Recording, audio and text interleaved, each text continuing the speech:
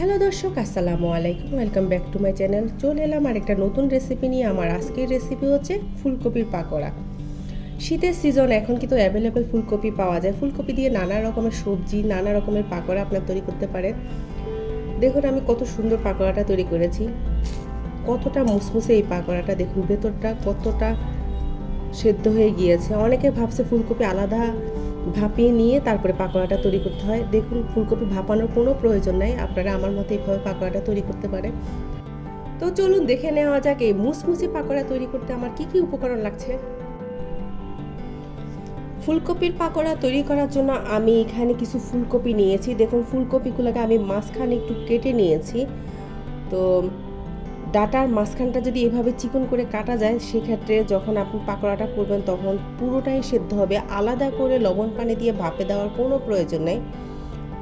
তা আমি এইভাবে সবগুলো ফুলকপি প্রসেসিং করে নিয়েছি। এখন আমি ফুলকপির পোকা তাড়ানোর জন্য এখানে আমি প্রথমে লবণ মিশিয়ে পানিতে রেখে দিব 10 মিনিট। তো প্রথমে আমি লবণ দিয়ে দিচ্ছি, এরপর আমি পানি দিয়ে দিব।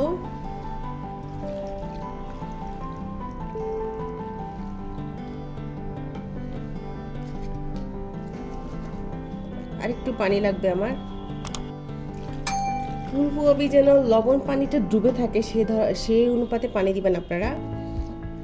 তো আমার ফুলকপিগুলো লবণ পানির নিচে ডুবানো হয়ে গিয়েছে। এভাবে আমি 10 মিনিট রেখে দিব। এতে করে ভিতরে যদি পোকা থেকে থাকে তাহলে সেটা লবণের পানির কারণে বের হয়ে আসবে। তো ফুলকপিগুলোর পানি আমি ভালো করে ফেলে দিয়েছি 10 মিনিট পরে। ও ফুলকপিগুলোকে ক্লিন করে নিয়েছি। এখন আমি ফুলকপির মধ্যে মশলা ব্যবহার করব।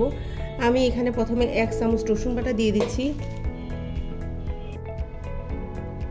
সামান্য একটু হলুদের গুঁড়ো দিয়েছি।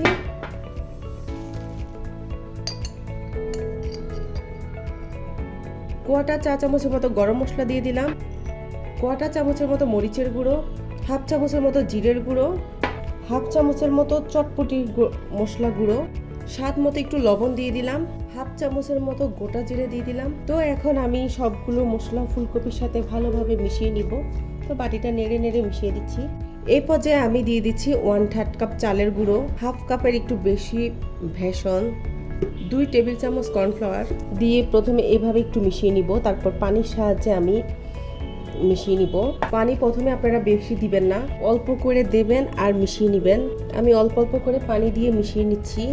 তো ফুলকপিগুলো খুব ভালোভাবে মেখে নিচ্ছি। তো দেখুন ফুলকপি কোটিংটা রেডি হয়ে গিয়েছে। তো কোটিংটা যখন রেডি হয়ে গিয়েছে, এখন আমি ফুলকপি ভাজার জন্য চুলায় চলে যাচ্ছি। ফুলকপির পাকোড়া তৈরি করার জন্য আমি চুলায় একটা প্যান বসিয়ে তাতে পর্যাপ্ত তেল গরম করে নিয়েছি। চুলার আঁচটা মিডিয়ামে রেখে আমি পাকোড়াগুলো দিয়ে দিব।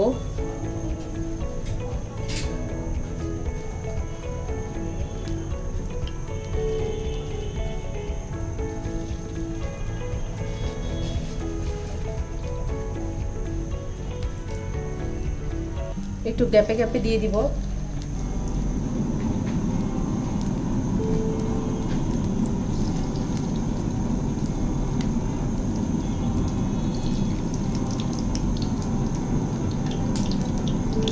দেখুন ফুলকপিগুলো খুব সুন্দরভাবে কোটিং হয়েছে।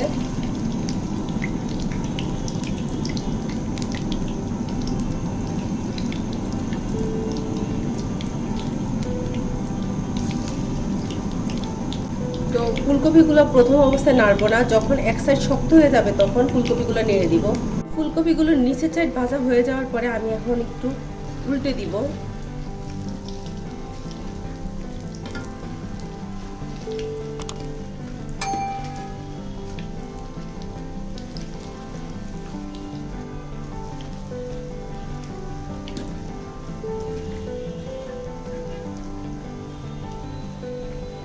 তো উল্টে পাল্টে আমি চুলার আঁচটা মিডিয়ামে রেখে এই ফুলকপিগুলো মুসমুসে করে ভেজে নিব।